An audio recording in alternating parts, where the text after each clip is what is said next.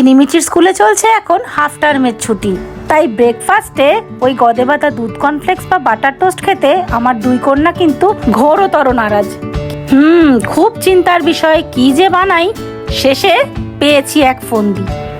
নিয়ে নিলাম ফ্রিজে থাকা লেটুস, শসা, টমেটো আর অ্যাভোক্যাডো, সঙ্গে কুচিয়ে নিলাম একটু পেঁয়াজ।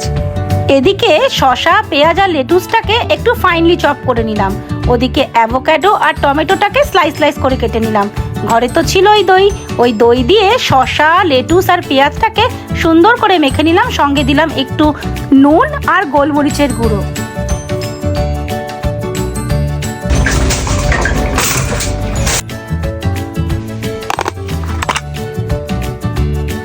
স্যান্ডউইচের মাঝের ফিলিংটা বানানোর জন্য যে লেটুস, পেঁয়াজ আর শসার যে মিশ্রণটা আমি তৈরি করেছি, ওটার মধ্যে কিন্তু আমি একটু বয়েলড চিকেনও দিয়েছিলাম। চিকেনটা কিভাবে বানিয়েছিলাম সেটা একটু বলে দিই। চিকেনের ব্রেস্ট পিস নিয়েছিলাম, তার মধ্যে রসুন গুঁড়ো, একটু লেবুর রস আর নুন, গোলমরিচ দিয়ে ওটাকে খুব সুন্দর করে বয়েল করে নিয়েছিলাম।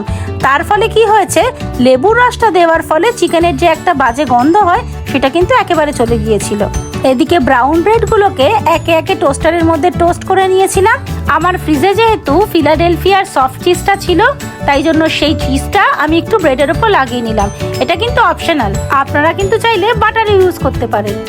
ব্যাস, তারপরে আর কি, ওপরে ফিলিংটা দিয়ে তার ওপরে টমেটো আর অ্যাভোক্যাডোগুলো সাজিয়ে দিলাম, তার ওপরে দিয়ে দিলাম একটু চিজ আর একটা ব্রেড ওপরে চাপা দিয়ে তৈরি হয়ে গেল একেবারে সাধারণ উপকরণ দিয়ে তৈরি অসাধারণ একটা স্যান্ডউইচ। কিরকম লাগলো আমাকে কমেন্ট করে অবশ্যই জানাবেন। Please like, follow and share.